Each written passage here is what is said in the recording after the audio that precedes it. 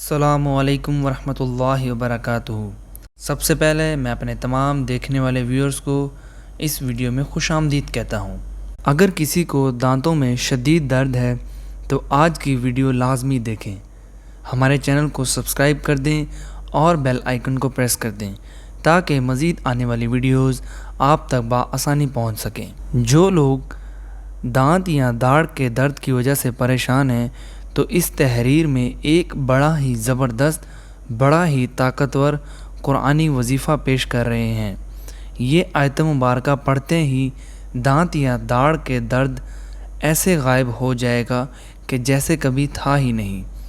وظیفہ لازمی کیجیے، انشاءاللہ بہت ہی زیادہ فائدہ حاصل ہوگا۔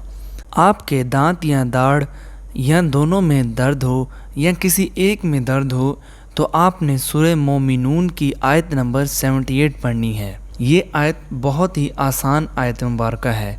آپ کے دانت میں درد ہو، داڑھ میں درد ہو، آپ نے اس مقام پر اپنی انگلی رکھنی ہے۔ انگلی رکھنے کے بعد اس آیت مبارکہ کو صرف اور صرف 7 مرتبہ پڑھنا ہے۔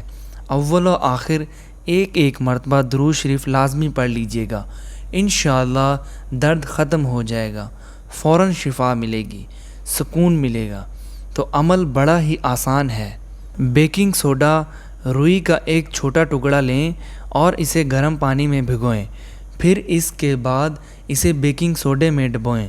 جب آپ دیکھیں کہ روئی میں اچھی طرح سے بیکنگ سوڈا لگ گیا ہے تو اسے دانتوں میں درد والی جگہ پہ لگائیں۔ یہ آپ کے درد کو دور کرنے میں مدد فراہم کرے گا۔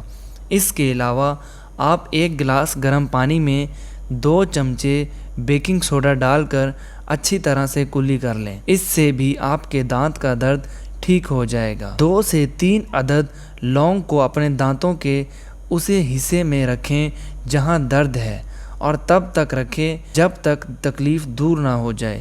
اس کے علاوہ لونگ کا تیل بھی دانت کے درد سے آرام دیتا ہے۔ اللہ تعالیٰ آپ کو شفا یاب کرے اور آپ کی تمام تکلیفوں کو دور فرمائے۔ ہمارے چینل کو سبسکرائب لازمی کر دیجیے گا اور شیئر بھی کیجیے گا تاکہ آپ کے دوستوں کو، رشتہ داروں کو اور عزیز و اقارب کو اگر کسی کو بھی دانت یا داڑھ میں درد ہے تو اس ویڈیو کو دیکھنے کے بعد ان کو فائدہ ہو۔